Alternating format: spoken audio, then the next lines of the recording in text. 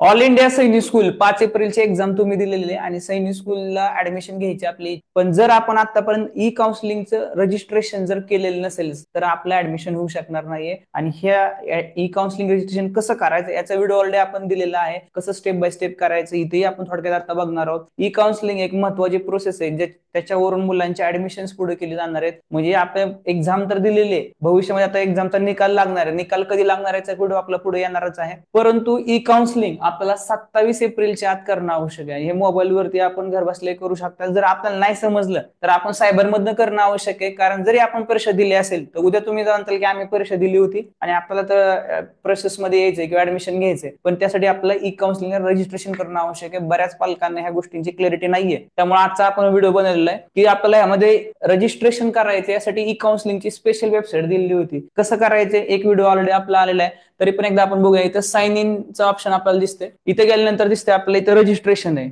तो या ठिकाणी आपल्याला रजिस्ट्रेशनवर क्लिक करायचंय. या ठिकाणी आपल्याला ऍप्लिकेशन नंबर टाकून पुढे प्रोसेस रजिस्ट्रेशन करून घ्यायचे. एक पासवर्ड तयार करायचा आहे, तो पासवर्ड सेव्ह करून ठेवायचा आहे आणि तुमचं जे काही अकाउंट आहे इथे क्रिएट होणार आहे. आणि नंतर ना आता थोड्याच दिवसामध्ये आपल्याला निकाल पाहायला मिळणार आहे. तो निकाल कशा पद्धतीने लागणार याचा व्हिडिओ आपल्या पुढे येणार आहे. तो ई काउन्सिलिंग कुणी कुणी केलेलं आहे, ज्याने ज्याने केलेलं आहे ते टाईप करू शकता. जर आपण ई काउन्सिलिंग केलेलं असेल तर येस टाईप करू शकता. ज्यांना ई काउन्सिलिंग करायचंय आणि काय अडचण असेल ते पण तिथे खाली कमेंट करू शकतात. आजचा व्हिडिओ आपल्याला कसा वाटला नक्की आपण शेअर करा. जय हिंद, जय महाराष्ट्र.